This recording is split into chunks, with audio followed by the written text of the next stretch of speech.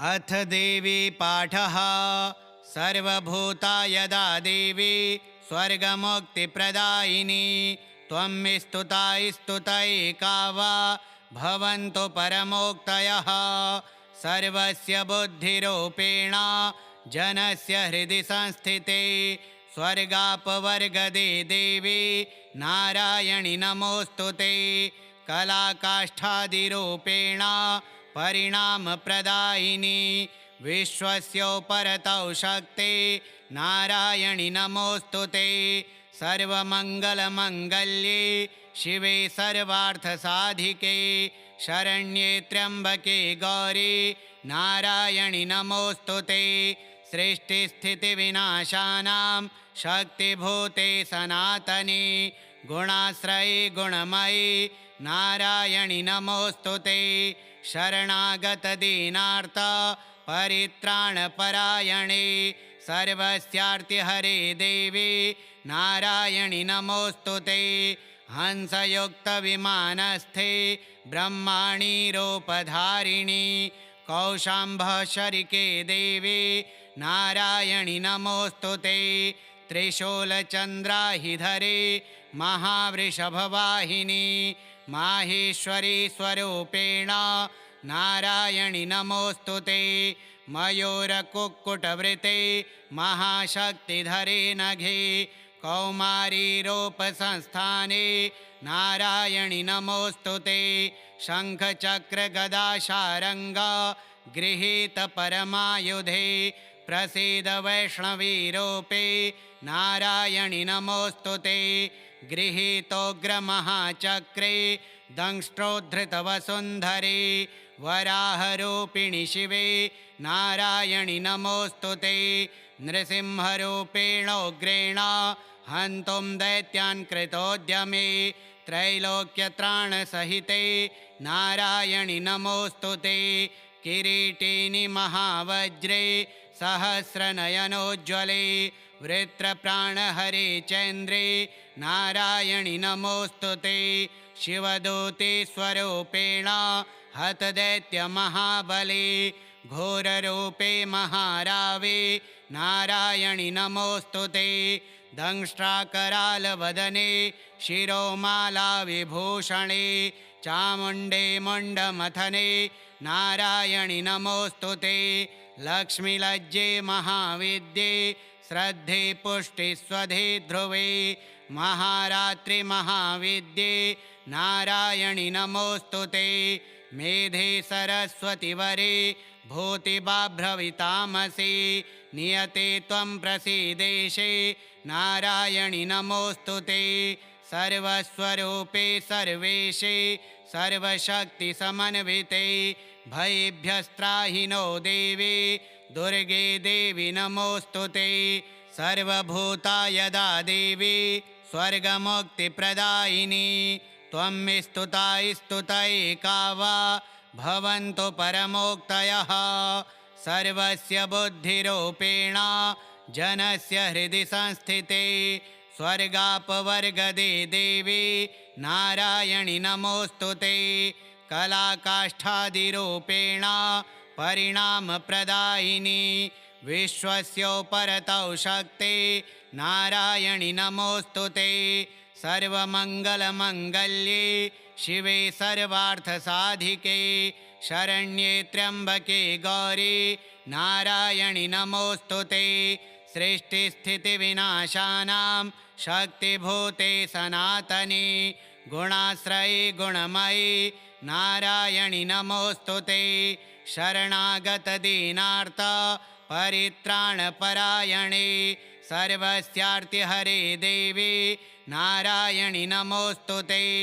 हंसयुक्तविमानस्थे ब्रह्माणि रूपधारिणि कौशाम्भशरिके देवी नारायणि नमोऽस्तुते। त्रिशूलचन्द्राहिधरे महावृषभवाहिनी माहेश्वरी स्वरूपेण नारायणि नमोऽस्तुते।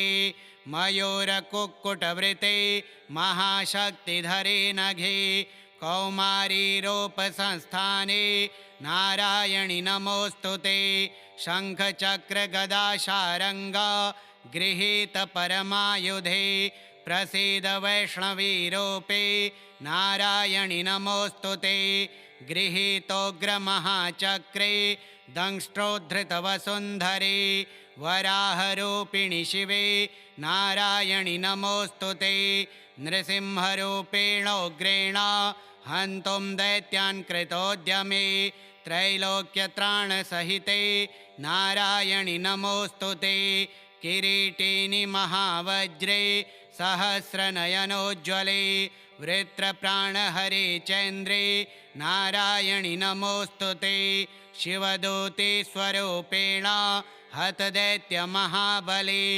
घोररूपे महारावे नारायणि नमोऽस्तु ते दंष्ट्राकरालवदने शिरोमालाविभूषणे चामुण्डे मुण्डमथने नारायणि नमोऽस्तु ते लक्ष्मीलज्जे महाविद्ये श्रद्धे पुष्टिस्वधे ध्रुवे महारात्रि महाविद्ये नारायणि नमोऽस्तु ते मेधे सरस्वतिवरे भूतिबाभ्रवितामसि नियते त्वं प्रसीदेशे नारायणि नमोऽस्तु ते सर्वस्वरूपे सर्वेशे सर्वशक्तिसमन्विते भयेभ्यस्त्राहि नो देवी दुर्गे देवी नमोऽस्तु ते सर्वभूतायदा देवी स्वर्गमुक्तिप्रदायिनी त्वं स्तुता स्तुतैका वा भवन्तु परमोक्तयः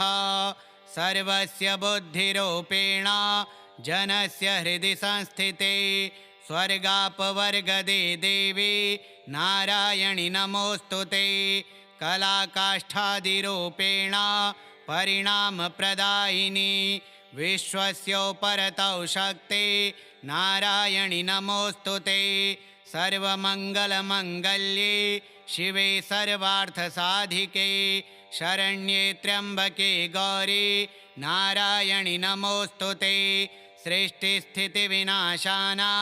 शक्तिभूते सनातने गुणाश्रये गुणमयी नारायणि नमोऽस्तु ते शरणागतदीनार्थ परित्राणपरायणे सर्वस्यार्तिहरे देवी नारायणि नमोऽस्तु ते हंसयुक्तविमानस्थे ब्रह्माणि रूपधारिणि कौशाम्भशरिके देवी नारायणि नमोऽस्तु ते त्रिशूलचन्द्राहिधरे महावृषभवाहिनी माहेश्वरी स्वरूपेण नारायणि नमोऽस्तु ते मयूरकुक्कुटवृते महाशक्तिधरे नघे कौमारीरूपसंस्थाने नारायणि नमोऽस्तु ते शङ्खचक्रगदाशारङ्गा गृहीत परमायुधे प्रसीद वैष्णवीरूपे नारायणि नमोऽस्तु ते गृहीतोग्रमहाचक्रे दंष्ट्रोद्धृतवसुन्धरे वराहरूपिणि शिवे नारायणि नमोऽस्तु ते नृसिंहरूपेणोग्रेण हन्तुं दैत्यान् कृतोद्यमे त्रैलोक्यत्राणसहिते नारायणि नमोऽस्तु ते किरीटिनि महावज्रे सहस्रनयनोज्ज्वले वृत्रप्राणहरे चन्द्रे नारायणि नमोऽस्तु ते शिवदूतिस्वरूपेण हतदैत्यमहाबले घोररूपे महारावे नारायणि नमोऽस्तु ते दंष्ट्राकरालवदने शिरोमालाविभूषणे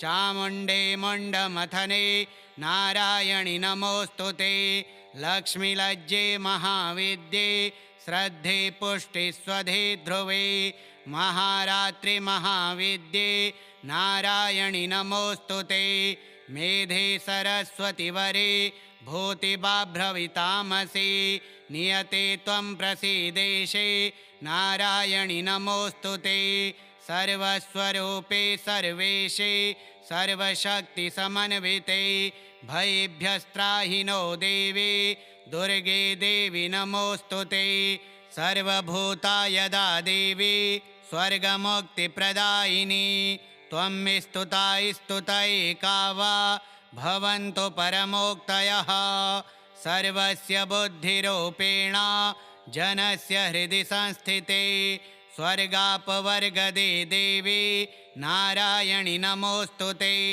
कलाकाष्ठादिरूपेण परिणामप्रदायिनी विश्वस्योपरतौ शक्ते नारायणि नमोऽस्तुते सर्वमङ्गलमङ्गल्ये शिवे सर्वार्थसाधिके शरण्ये त्र्यम्बके गौरी नारायणि नमोऽस्तुते सृष्टिस्थितिविनाशानां शक्तिभूते सनातने गुणाश्रये गुणमयी नारायणि नमोऽस्तुते शरणागतदीनार्थ परित्राणपरायणे सर्वस्यार्तिहरे देवी नारायणि नमोऽस्तुते हंसयुक्तविमानस्थे ब्रह्माणी रूपधारिणी कौशाम्भशरिके देवी नारायणि नमोऽस्तुते त्रिशूलचन्द्राहिधरे महावृषभवाहिनी माहेश्वरी स्वरूपेण नारायणि नमोऽस्तुते मयूरकुक्कुटवृते महाशक्तिधरे नघे कौमारी रूपसंस्थाने नारायणि नमोऽस्तुते शङ्खचक्रगदाशारङ्ग गृहीत परमायुधे प्रसीद वैष्णवीरूपे नारायणि नमोऽस्तुते गृहीतोग्रमहाचक्रे दंष्ट्रोद्धृतवसुन्धरे वराहरूपिणि शिवे नारायणि नमोऽस्तुते नृसिंहरूपेणोग्रेण हन्तुं दैत्यान् कृतोद्यमे त्रैलोक्यत्राणसहिते नारायणि नमोऽस्तुते किरीटिनि महावज्रे सहस्रनयनोज्ज्वले वृत्रप्राणहरे चन्द्रे नारायणि नमोऽस्तुते शिवदूते स्वरूपेण हतदैत्यमहाबले घोररूपे महारावे नारायणि नमोऽस्तुते दंष्ट्राकरालवदने शिरोमालाविभूषणे चामुण्डे मुण्डमथने नारायणि नमोऽस्तुते लक्ष्मीलज्जे महाविद्ये श्रद्धे पुष्टिस्वधे ध्रुवे महारात्रि महाविद्ये नारायणि नमोऽस्तुते मेधे सरस्वतिवरे भूतिबाभ्रवितामसि नियते त्वं प्रसीदेशे नारायणि नमोऽस्तुते सर्वस्वरूपे सर्वेशे सर्वशक्तिसमन्विते भयेभ्यस्त्राहि नो देवी दुर्गे देवी नमोऽस्तुते सर्वभूतायदा देवी स्वर्गमुक्तिप्रदायिनी त्वं स्तुता स्तुतैका वा भवन्तु परमोक्तयः सर्वस्य बुद्धिरूपेण जनस्य हृदि संस्थिते स्वर्गापवर्गदे देवी नारायणि नमोऽस्तुते कलाकाष्ठादिरूपेण परिणामप्रदायिनी विश्वस्योपरतौ शक्ते नारायणि नमोऽस्तुते सर्वमङ्गलमङ्गल्ये शिवे सर्वार्थसाधिके शरण्ये त्र्यम्बके गौरी नारायणि नमोऽस्तुते सृष्टिस्थितिविनाशानां शक्तिभूते सनातने गुणाश्रये गुणमयी नारायणि नमोऽस्तुते शरणागतदीनार्थ परित्राणपरायणे सर्वस्यार्तिहरे देवी नारायणि नमोऽस्तुते हंसयुक्तविमानस्थे ब्रह्माणी रूपधारिणी कौशाम्भशरिके देवी नारायणि नमोऽस्तुते त्रिशूलचन्द्राहिधरे महावृषभवाहिनी माहेश्वरी स्वरूपेण नारायणि नमोऽस्तुते मयूरकुक्कुटवृते महाशक्तिधरे नघे कौमारी रूपसंस्थाने नारायणि नमोऽस्तुते शङ्खचक्रगदाशारङ्ग गृहीत परमायुधे प्रसीद वैष्णवीरूपे नारायणि नमोऽस्तु ते। गृहीतोग्रमहाचक्रे दंष्ट्रोद्धृतवसुन्धरे वराहरूपिणि शिवे नारायणि नमोऽस्तु ते। नृसिंहरूपेणोग्रेण हन्तुं दैत्यान् कृतोद्यमे त्रैलोक्यत्राणसहिते नारायणि नमोऽस्तु ते। किरीटिनि महावज्रे सहस्रनयनोज्ज्वले वृत्रप्राणहरे चन्द्रे नारायणि नमोऽस्तु ते। शिवदूतिस्वरूपेण हतदैत्यमहाबले घोररूपे महारावे नारायणि नमोऽस्तु ते। दंष्ट्राकरालवदने शिरोमालाविभूषणे चामुण्डे मुण्डमथने नारायणि नमोऽस्तु ते। लक्ष्मीलज्जे महाविद्ये श्रद्धे पुष्टिस्वधे ध्रुवे महारात्रि महाविद्ये नारायणि नमोऽस्तु ते। मेधे सरस्वतिवरे भूतिबाभ्रवितामसि नियते त्वं प्रसीदेशे नारायणि नमोऽस्तु ते। सर्वस्वरूपे सर्वेशे सर्वशक्तिसमन्विते भयेभ्यस्त्राहि नो देवी दुर्गे देवी नमोऽस्तु ते। सर्वभूता यदा देवी स्वर्गमुक्तिप्रदायिनी त्वं स्तुता स्तुतैका वा भवन्तु परमोक्तयः। सर्वस्य बुद्धिरूपेण जनस्य हृदि संस्थिते स्वर्गापवर्गदे देवी नारायणि नमोऽस्तु ते। कलाकाष्ठादिरूपेण परिणामप्रदायिनी विश्वस्योपरतौ शक्ते नारायणि नमोऽस्तु ते। सर्वमङ्गलमङ्गल्ये शिवे सर्वार्थसाधिके शरण्ये त्र्यम्बके गौरी नारायणि नमोऽस्तु ते। सृष्टिस्थितिविनाशानां शक्तिभूते सनातने गुणाश्रये गुणमयी नारायणि नमोऽस्तु ते।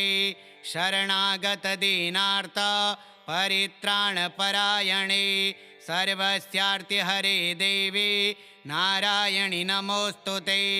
हंसयुक्तविमानस्थे ब्रह्माणि रूपधारिणि कौशाम्भशरिके देवी नारायणि नमोऽस्तु ते। त्रिशूलचन्द्राहिधरे महावृषभवाहिनी माहेश्वरी स्वरूपेण नारायणि नमोऽस्तु ते। मयूरकुक्कुटवृते महाशक्तिधरे नघे कौमारीरूपसंस्थाने नारायणि नमोऽस्तु ते। शङ्खचक्रगदाशारङ्ग गृहीतपरमायुधे प्रसीद वैष्णवीरूपे नारायणि नमोऽस्तु ते। गृहीतोग्रमहाचक्रे दंष्ट्रोद्धृतवसुन्धरे वराहरूपिणि शिवे नारायणि नमोऽस्तु ते। नृसिंहरूपेणोग्रेण हन्तुं दैत्यान् कृतोद्यमे त्रैलोक्यत्राणसहिते नारायणि नमोऽस्तु ते। किरीटिनि महावज्रे सहस्रनयनोज्ज्वले वृत्रप्राणहरे चन्द्रे नारायणि नमोऽस्तु ते। शिवदूतिस्वरूपेण हतदैत्यमहाबले घोररूपे महारावे नारायणि नमोऽस्तु ते। दंष्ट्राकरालवदने शिरोमालाविभूषणे चामुण्डे मुण्डमथने नारायणि नमोऽस्तु ते। लक्ष्मीलज्जे महाविद्ये श्रद्धे पुष्टिस्वधे ध्रुवे महारात्रि महाविद्ये नारायणि नमोऽस्तु ते। मेधे सरस्वतिवरे भूतिबाभ्रवितामसि नियते त्वं प्रसीदेशे नारायणि नमोऽस्तु ते। सर्वस्वरूपे सर्वेशे सर्वशक्तिसमन्विते भयेभ्यस्त्राहि नो देवी दुर्गे देवी नमोऽस्तु ते। सर्वभूता यदा देवी स्वर्गमुक्तिप्रदायिनी त्वं स्तुता स्तुतैका वा भवन्तु परमोक्तयः। सर्वस्य बुद्धिरूपेण जनस्य हृदि संस्थिते स्वर्गापवर्गदे देवी नारायणि नमोऽस्तुते कलाकाष्ठादिरूपेण परिणामप्रदायिनी विश्वस्योपरतौ शक्ते नारायणि नमोऽस्तुते सर्वमङ्गलमङ्गल्ये शिवे सर्वार्थसाधिके शरण्ये त्र्यम्बके गौरी नारायणि नमोऽस्तुते सृष्टिस्थितिविनाशानां शक्तिभूते सनातने गुणाश्रये गुणमयी नारायणि नमोऽस्तुते शरणागतदीनार्थ परित्राणपरायणे सर्वस्यार्तिहरे देवी नारायणि नमोऽस्तुते हंसयुक्तविमानस्थे ब्रह्माणि रूपधारिणि कौशाम्भशरिके देवी नारायणि नमोऽस्तुते त्रिशूलचन्द्राहिधरे महावृषभवाहिनी माहेश्वरी स्वरूपेण नारायणि नमोऽस्तुते मयूरकुक्कुटवृते महाशक्तिधरे नघे कौमारी रूपसंस्थाने नारायणि नमोऽस्तुते शङ्खचक्रगदाशारङ्ग गृहीत परमायुधे प्रसीद वैष्णवीरूपे नारायणि नमोऽस्तुते गृहीतोग्रमहाचक्रे दंष्ट्रोद्धृतवसुन्धरे वराहरूपिणि शिवे नारायणि नमोऽस्तुते नृसिंहरूपेणोग्रेण हन्तुं दैत्यान् कृतोद्यमे त्रैलोक्यत्राणसहिते नारायणि नमोऽस्तुते किरीटिनि महावज्रे सहस्रनयनोज्ज्वले वृत्रप्राणहरे चन्द्रे नारायणि नमोऽस्तुते शिवदूते स्वरूपेण हतदैत्यमहाबले घोररूपे महारावे नारायणि नमोऽस्तुते दंष्ट्राकरालवदने शिरोमालाविभूषणे चामुण्डे मुण्डमथने नारायणि नमोऽस्तुते लक्ष्मीलज्जे महाविद्ये श्रद्धे पुष्टिस्वधे ध्रुवे महारात्रि महाविद्ये नारायणि नमोऽस्तुते मेधे सरस्वतिवरे भूतिबाभ्रवितामसि नियते त्वं प्रसीदेशे नारायणि नमोऽस्तुते सर्वस्वरूपे सर्वेशे सर्वशक्तिसमन्विते भयेभ्यस्त्राहि नो देवी दुर्गे देवी नमोऽस्तुते सर्वभूतायदा देवी स्वर्गमुक्तिप्रदायिनी त्वं स्तुता स्तुतैका वा भवन्तु परमोक्तयः सर्वस्य बुद्धिरूपेण जनस्य हृदि संस्थिते स्वर्गापवर्गदे देवी नारायणि नमोऽस्तुते कलाकाष्ठादिरूपेण परिणामप्रदायिनी विश्वस्योपरतौ शक्ते नारायणि नमोऽस्तुते सर्वमङ्गलमङ्गल्ये शिवे सर्वार्थसाधिके शरण्ये त्र्यम्बके गौरी नारायणि नमोऽस्तुते सृष्टिस्थितिविनाशानां शक्तिभूते सनातने गुणाश्रये गुणमयी नारायणि नमोऽस्तुते शरणागतदीनार्थ परित्राणपरायणे सर्वस्यार्तिहरे देवी नारायणि नमोऽस्तुते हंसयुक्तविमानस्थे ब्रह्माणि रूपधारिणि कौशाम्भशरिके देवी नारायणि नमोऽस्तुते त्रिशूलचन्द्राहिधरे महावृषभवाहिनी माहेश्वरी स्वरूपेण नारायणि नमोऽस्तुते मयूरकुक्कुटवृते महाशक्तिधरे नघे कौमारी रूपसंस्थाने नारायणि नमोऽस्तुते शङ्खचक्रगदाशारङ्ग गृहीत परमायुधे प्रसीद वैष्णवीरूपे नारायणि नमोऽस्तुते गृहीतोग्रमहाचक्रे दंष्ट्रोद्धृतवसुन्धरे वराहरूपिणि शिवे नारायणि नमोऽस्तु ते नृसिंहरूपेणोग्रेण हन्तुं दैत्यान् कृतोद्यमे त्रैलोक्यत्राणसहिते नारायणि नमोऽस्तु ते किरीटिनि महावज्रे सहस्रनयनोज्ज्वले वृत्रप्राणहरे चन्द्रे नारायणि नमोऽस्तु ते शिवदूतिस्वरूपेण हतदैत्यमहाबले घोररूपे महारावे नारायणि नमोऽस्तु ते दंष्ट्राकरालवदने शिरोमालाविभूषणे चामुण्डे मुण्डमथने नारायणि नमोऽस्तु ते लक्ष्मीलज्जे महाविद्ये श्रद्धे पुष्टिस्वधे ध्रुवे महारात्रि महाविद्ये नारायणि नमोऽस्तु ते मेधे सरस्वतिवरे भूतिबाभ्रवितामसि नियते त्वं प्रसीदेशे नारायणि नमोऽस्तु ते सर्वस्वरूपे सर्वेशे सर्वशक्तिसमन्विते भयेभ्यस्त्राहि नो देवी दुर्गे देवी नमोऽस्तु ते सर्वभूतायदा देवी स्वर्गमुक्तिप्रदायिनी त्वं स्तुता स्तुतैका वा भवन्तु परमोक्तयः सर्वस्य बुद्धिरूपेण जनस्य हृदि संस्थिते स्वर्गापवर्गदे देवी नारायणि नमोऽस्तु ते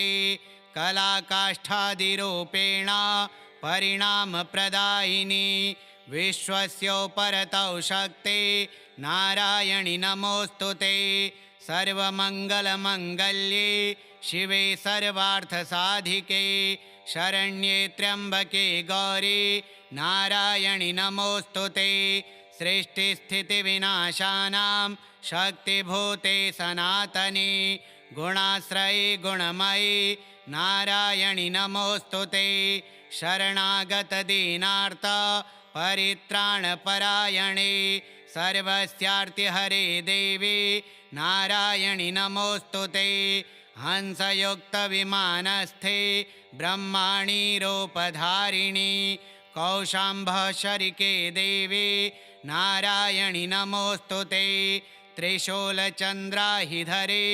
महावृषभवाहिनी माहेश्वरी स्वरूपेण नारायणि नमोऽस्तु ते मयूरकुक्कुटवृते महाशक्तिधरे नघे कौमारीरूपसंस्थाने नारायणि नमोऽस्तु ते शङ्खचक्रगदाशारङ्ग गृहीतपरमायुधे प्रसीद वैष्णवीरूपे नारायणि नमोऽस्तु ते गृहीतोग्रमहाचक्रे दंष्ट्रोद्धृतवसुन्धरे वराहरूपिणि शिवे नारायणि नमोऽस्तु ते नृसिंहरूपेणोग्रेण हन्तुं दैत्यान् कृतोद्यमे त्रैलोक्यत्राणसहिते नारायणि नमोऽस्तु ते किरीटिनि महावज्रे सहस्रनयनोज्ज्वले वृत्रप्राणहरे चन्द्रे नारायणि नमोऽस्तु ते शिवदूतिस्वरूपेण हतदैत्यमहाबले घोररूपे महारावे नारायणि नमोऽस्तु ते दंष्ट्राकरालवदने शिरोमालाविभूषणे चामुण्डे मुण्डमथने नारायणि नमोऽस्तु ते लक्ष्मीलज्जे महाविद्ये श्रद्धे पुष्टिस्वधे ध्रुवे महारात्रि महाविद्ये नारायणि नमोऽस्तु ते मेधे सरस्वतिवरे भूतिबाभ्रवितामसि नियते त्वं प्रसीदेशे नारायणि नमोऽस्तु ते सर्वस्वरूपे सर्वेशे सर्वशक्तिसमन्विते भयेभ्यस्त्राहि नो देवी दुर्गे देवी नमोऽस्तु ते सर्वभूतायदा देवी स्वर्गमुक्तिप्रदायिनी त्वं स्तुता स्तुतैका वा भवन्तु परमोक्तयः सर्वस्य बुद्धिरूपेण जनस्य हृदि संस्थिते स्वर्गापवर्गदे देवी नारायणि नमोऽस्तु ते कलाकाष्ठादिरूपेण परिणामप्रदायिनी विश्वस्योपरतौ शक्ते नारायणि नमोऽस्तु ते सर्वमङ्गलमङ्गल्ये शिवे सर्वार्थसाधिके शरण्ये त्र्यम्बके गौरी नारायणि नमोऽस्तु ते सृष्टिस्थितिविनाशानां शक्तिभूते सनातने गुणाश्रये गुणमयी नारायणि नमोऽस्तु ते शरणागतदीनार्थ परित्राणपरायणे सर्वस्यार्तिहरे देवी नारायणि नमोऽस्तु ते हंसयुक्तविमानस्थे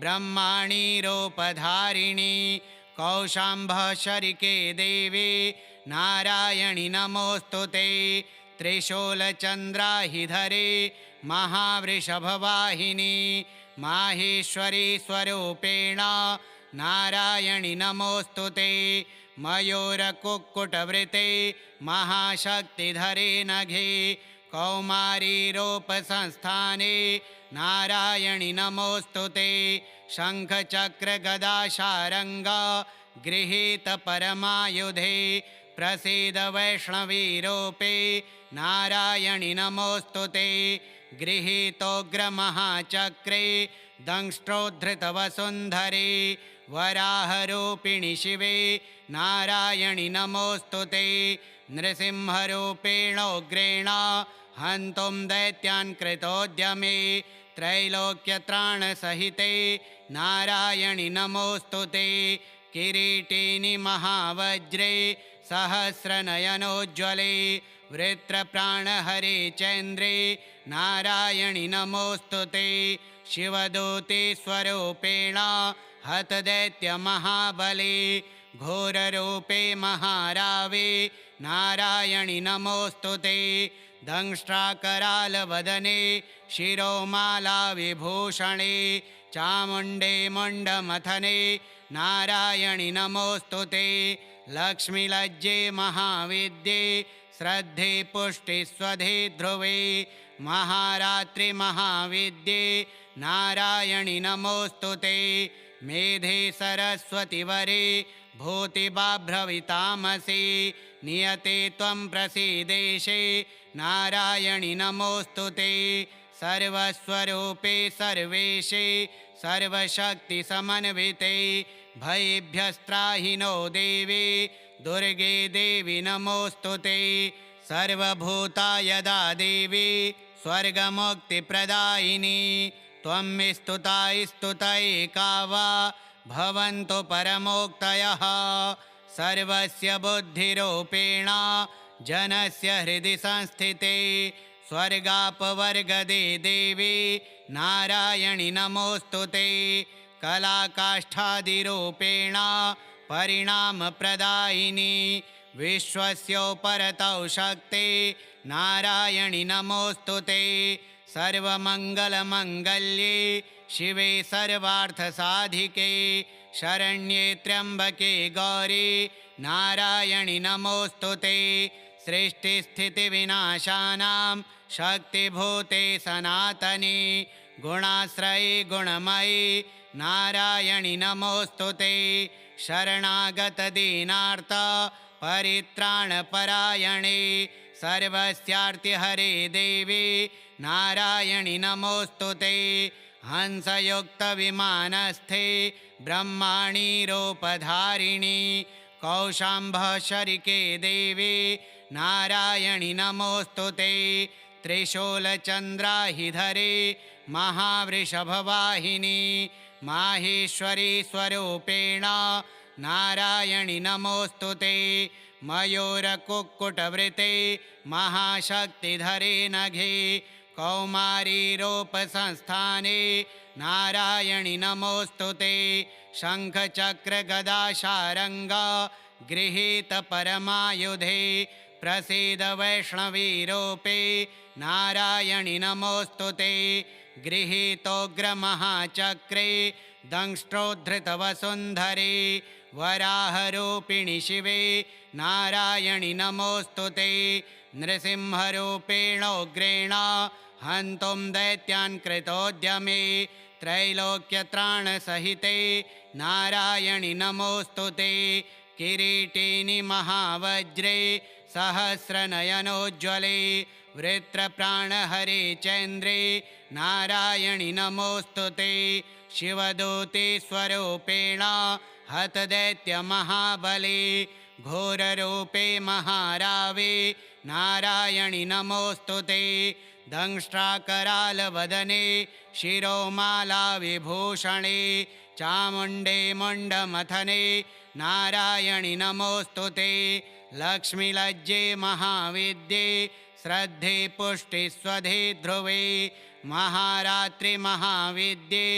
नारायणि नमोऽस्तु ते मेधे सरस्वतिवरे भूतिबाभ्रवितामसि नियते त्वं प्रसीदेशे नारायणि नमोऽस्तु ते सर्वस्वरूपे सर्वेशे सर्वशक्तिसमन्विते भयेभ्यस्त्राहि नो देवी दुर्गे देवी नमोऽस्तु ते सर्वभूतायदा देवी स्वर्गमुक्तिप्रदायिनी त्वं स्तुता स्तुता एका वा भवन्तु परमोक्तयः सर्वस्य बुद्धिरूपेण जनस्य हृदि संस्थिते स्वर्गापवर्गदे देवी नारायणि नमोऽस्तु ते कलाकाष्ठादिरूपेण परिणामप्रदायिनी विश्वस्योपरतौ शक्ते नारायणि नमोऽस्तु ते सर्वमङ्गलमङ्गल्ये शिवे सर्वार्थसाधिके शरण्ये त्र्यम्बके गौरी नारायणि नमोऽस्तु ते सृष्टिस्थितिविनाशानां शक्तिभूते सनातने गुणाश्रये गुणमयी नारायणि नमोऽस्तु ते शरणागतदीनार्थ परित्राणपरायणे सर्वस्यार्तिहरे देवी नारायणि नमोऽस्तु ते हंसयुक्तविमानस्थे ब्रह्माणि रूपधारिणि कौशाम्भशरिके देवी नारायणि नमोऽस्तु ते त्रिशूलचन्द्राहिधरे महावृषभवाहिनी माहेश्वरी स्वरूपेण नारायणि नमोऽस्तु ते मयूरकुक्कुटवृते महाशक्तिधरे नघे कौमारीरूपसंस्थाने नारायणि नमोऽस्तु ते शङ्खचक्रगदाशारङ्ग गृहीतपरमायुधे प्रसीद वैष्णवीरूपे नारायणि नमोऽस्तु ते गृहीतोग्रमहाचक्रे दंष्ट्रोद्धृतवसुन्धरे वराहरूपिणि शिवे नारायणि नमोऽस्तु ते नृसिंहरूपेणोग्रेण हन्तुं दैत्यान् कृतोद्यमे त्रैलोक्यत्राणसहिते नारायणि नमोऽस्तु ते किरीटिनि महावज्रे सहस्रनयनोज्ज्वले वृत्रप्राणहरे चन्द्रे नारायणि नमोऽस्तु ते शिवदूते स्वरूपेण हतदैत्यमहाबले घोररूपे महारावे नारायणि नमोऽस्तु ते दंष्ट्राकरालवदने शिरोमालाविभूषणे चामुण्डे मुण्डमथने नारायणि नमोऽस्तु ते लक्ष्मीलज्जे महाविद्ये श्रद्धे पुष्टिस्वधे ध्रुवे महारात्रि महाविद्ये नारायणि नमोऽस्तु ते मेधे सरस्वतिवरे भूतिबाभ्रवितामसि नियते त्वं प्रसीदेशे नारायणि नमोऽस्तु ते सर्वस्वरूपे सर्वेशे सर्वशक्तिसमन्विते भयेभ्यस्त्राहि नो देवी दुर्गे देवी नमोऽस्तु ते सर्वभूतायदा देवी स्वर्गमुक्तिप्रदायिनी त्वं स्तुता स्तुता एका वा भवन्तु परमोक्तयः सर्वस्य बुद्धिरूपेण जनस्य हृदि संस्थिते स्वर्गापवर्गदे देवी नारायणि नमोऽस्तु ते कलाकाष्ठादिरूपेण परिणामप्रदायिनी विश्वस्योपरतौ शक्ते नारायणि नमोऽस्तु ते। सर्वमङ्गलमङ्गल्ये शिवे सर्वार्थसाधिके शरण्ये त्र्यम्बके गौरी नारायणि नमोऽस्तु ते। सृष्टिस्थितिविनाशानां शक्तिभूते सनातने गुणाश्रये गुणमयी नारायणि नमोऽस्तु ते।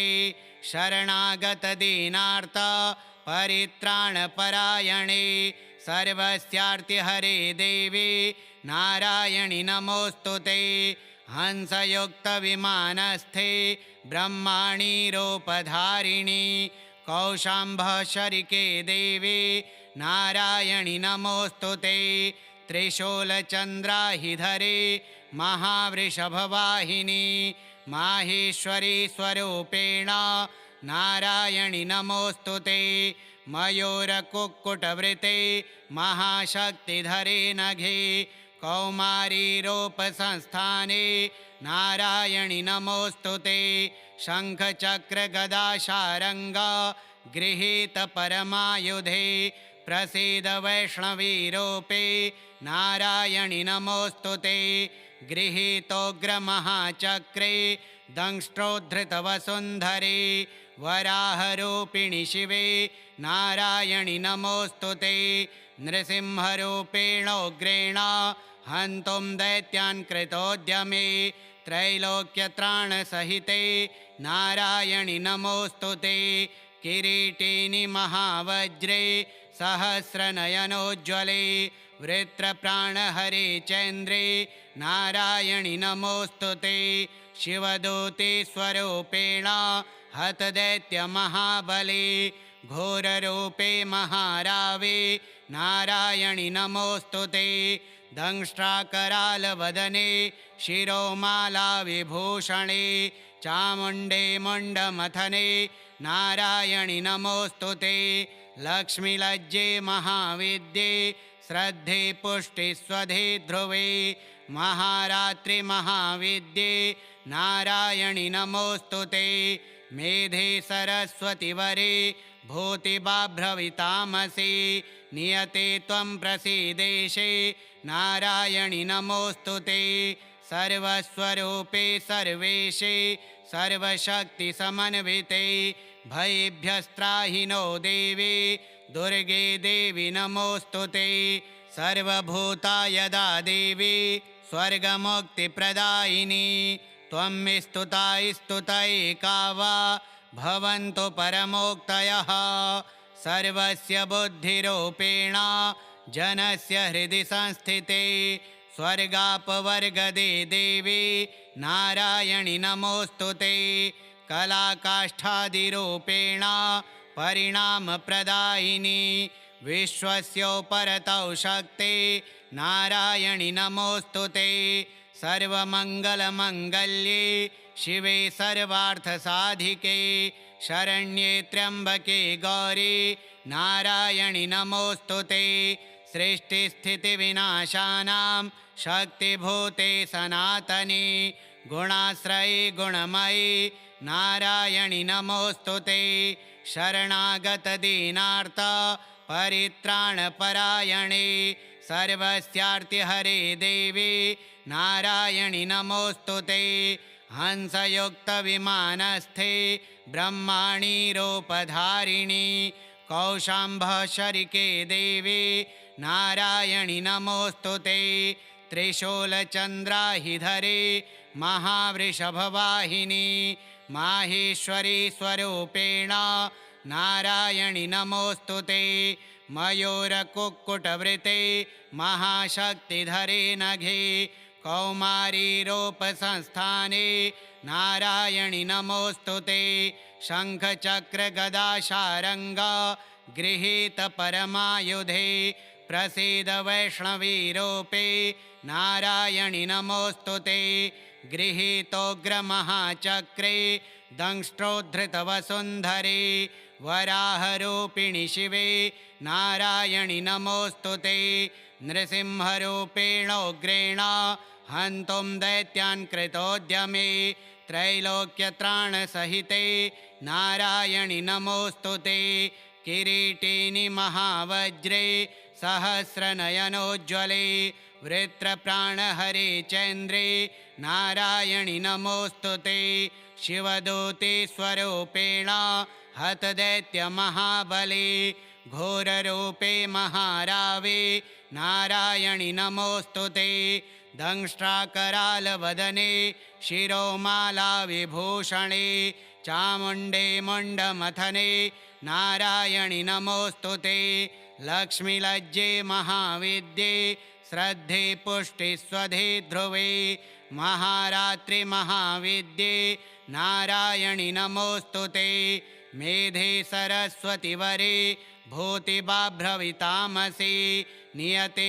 त्वं प्रसीदेशे नारायणि नमोऽस्तु ते सर्वस्वरूपे सर्वेशे सर्वशक्तिसमन्विते भयेभ्यस्त्राहि नो देवी दुर्गे देवी नमोऽस्तु ते सर्वभूतायदा देवी स्वर्गमुक्तिप्रदायिनी त्वं स्तुता स्तुतैका वा भवन्तु परमोक्तयः सर्वस्य बुद्धिरूपेण जनस्य हृदि संस्थिते स्वर्गापवर्गदे देवी नारायणि नमोऽस्तु ते कलाकाष्ठादिरूपेण परिणामप्रदायिनी विश्वस्योपरतौ शक्ते नारायणि नमोऽस्तु ते सर्वमङ्गलमङ्गल्ये शिवे सर्वार्थसाधिके शरण्ये त्र्यम्बके गौरी नारायणि नमोऽस्तु ते सृष्टिस्थितिविनाशानां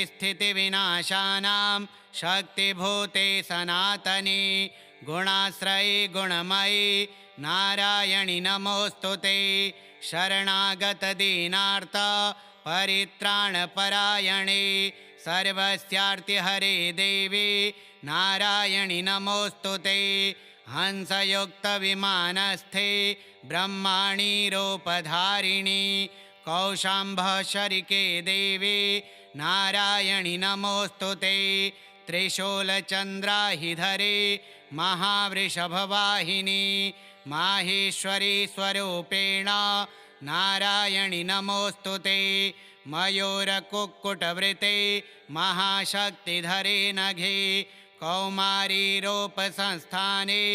नारायणि नमोऽस्तु ते शङ्खचक्रगदाशारङ्ग गृहीतपरमायुधे प्रसीद वैष्णवीरूपे नारायणि नमोऽस्तु ते गृहीतोग्रमहाचक्रे दंष्ट्रोद्धृतवसुन्धरे वराहरूपिणि शिवे नारायणि नमोऽस्तु ते नृसिंहरूपेणोग्रेण हन्तुं दैत्यान् कृतोद्यमे त्रैलोक्यत्राणसहिते नारायणि नमोऽस्तु ते किरीटिनि महावज्रे सहस्रनयनोज्ज्वले वृत्रप्राणहरे चन्द्रे नारायणि नमोऽस्तु ते शिवदूते स्वरूपेण हतदैत्यमहाबले घोररूपे महारावे नारायणि नमोऽस्तु ते दंष्ट्राकरालवदने शिरोमालाविभूषणे चामुण्डे मुण्डमथने नारायणि नमोऽस्तु ते लक्ष्मीलज्जे महाविद्ये श्रद्धे पुष्टिस्वधे ध्रुवे महारात्रि महाविद्ये नारायणि नमोऽस्तु ते मेधे सरस्वतिवरे भूतिबाभ्रवितामसि नियते त्वं प्रसीदेशे नारायणि नमोऽस्तु ते सर्वस्वरूपे सर्वेशे सर्वशक्तिसमन्विते भयेभ्यस्त्राहि नो देवी दुर्गे देवी नमोऽस्तु ते सर्वभूतायदा देवी स्वर्गमुक्तिप्रदायिनी त्वं स्तुता स्तुतैका वा भवन्तु परमोक्तयः सर्वस्य बुद्धिरूपेण जनस्य हृदि संस्थिते स्वर्गापवर्गदे देवी नारायणि नमोऽस्तु ते कलाकाष्ठादिरूपेण परिणामप्रदायिनी विश्वस्योपरतौ शक्ते नारायणि नमोऽस्तु ते सर्वमङ्गलमङ्गल्ये शिवे सर्वार्थसाधिके शरण्ये त्र्यम्बके गौरी नारायणि नमोऽस्तु ते सृष्टिस्थितिविनाशानां शक्तिभूते सनातने गुणाश्रये गुणमयी नारायणि नमोऽस्तु ते शरणागतदीनार्थ परित्राणपरायणे सर्वस्यार्तिहरे देवी नारायणि नमोऽस्तु ते हंसयुक्तविमानस्थे ब्रह्माणि रूपधारिणि कौशाम्भशरिके देवी नारायणि नमोऽस्तु ते त्रिशूलचन्द्राहिधरे महावृषभवाहिनी माहेश्वरी स्वरूपेण नारायणि नमोऽस्तु ते मयूरकुक्कुटवृते महाशक्तिधरे नघे कौमारी रूपसंस्थाने नारायणि नमोऽस्तु ते शङ्खचक्रगदाशारङ्ग गृहीतपरमायुधे प्रसीद वैष्णवीरूपे नारायणि नमोऽस्तु ते गृहीतोग्रमहाचक्रे दंष्ट्रोद्धृतवसुन्धरे वराहरूपिणि शिवे नारायणि नमोऽस्तु ते नृसिंहरूपेणोग्रेण हन्तुं दैत्यान् कृतोद्यमे त्रैलोक्यत्राणसहिते नारायणि नमोऽस्तु ते किरीटिनि महावज्रे सहस्रनयनोज्ज्वले वृत्रप्राणहरे चन्द्रे नारायणि नमोऽस्तु ते शिवदूते स्वरूपेण हतदैत्यमहाबले घोररूपे महारावे नारायणि नमोऽस्तु ते दंष्ट्राकरालवदने शिरोमालाविभूषणे चामुण्डे मुण्डमथने नारायणि नमोऽस्तु ते लक्ष्मीलज्जे महाविद्ये श्रद्धे पुष्टिस्वधे ध्रुवे महारात्रि महाविद्ये नारायणि नमोऽस्तु ते मेधे सरस्वतिवरे भूतिबाभ्रवितामसि नियते त्वं प्रसीदेशे नारायणि नमोऽस्तु ते सर्वस्वरूपे सर्वेशे सर्वशक्तिसमन्विते भयेभ्यस्त्राहि नो देवी दुर्गे देवी नमोऽस्तु ते सर्वभूतायदा देवी स्वर्गमुक्तिप्रदायिनी त्वं स्तुता स्तुतैका वा भवन्तु परमोक्तयः सर्वस्य बुद्धिरूपेण जनस्य हृदि संस्थिते स्वर्गापवर्गदे देवी नारायणि नमोऽस्तु ते कलाकाष्ठादिरूपेण परिणामप्रदायिनी विश्वस्योपरतौ शक्ते नारायणि नमोऽस्तु ते सर्वमङ्गलमङ्गल्ये शिवे सर्वार्थसाधिके शरण्ये त्र्यम्बके गौरी नारायणि नमोऽस्तु ते सृष्टिस्थितिविनाशानां शक्तिभूते सनातने गुणाश्रये गुणमयी नारायणि नमोऽस्तु ते शरणागतदीनार्थ परित्राणपरायणे सर्वस्यार्तिहरे देवी नारायणि नमोऽस्तु ते हंसयुक्तविमानस्थे ब्रह्माणि रूपधारिणि कौशाम्भशरिके देवी नारायणि नमोऽस्तु ते त्रिशूलचन्द्राहिधरे महावृषभवाहिनी माहेश्वरी स्वरूपेण नारायणि नमोऽस्तु ते मयूरकुक्कुटवृते महाशक्तिधरे नघे कौमारी रूपसंस्थाने नारायणि नमोऽस्तु ते शङ्खचक्रगदाशारङ्ग गृहीतपरमायुधे प्रसीद वैष्णवीरूपे नारायणि नमोऽस्तु ते गृहीतोग्रमहाचक्रे दंष्ट्रोद्धृतवसुन्धरे वराहरूपिणि शिवे नारायणि नमोऽस्तु ते नृसिंहरूपेणोग्रेण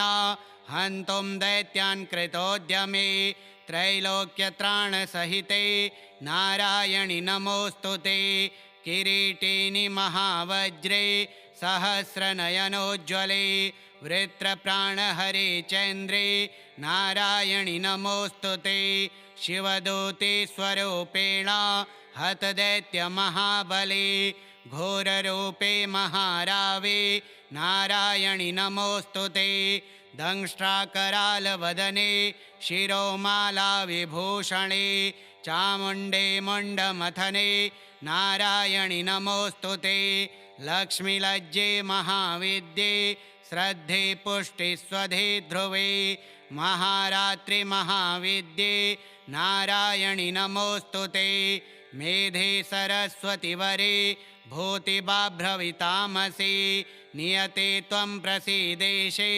नारायणि नमोऽस्तु ते सर्वस्वरूपे सर्वेशे सर्वशक्तिसमन्विते भयेभ्यस्त्राहिनो देवी दुर्गे देवी नमोऽस्तु ते श्रीदेवी पाठः श्रीदुर्गार्पणमस्तु।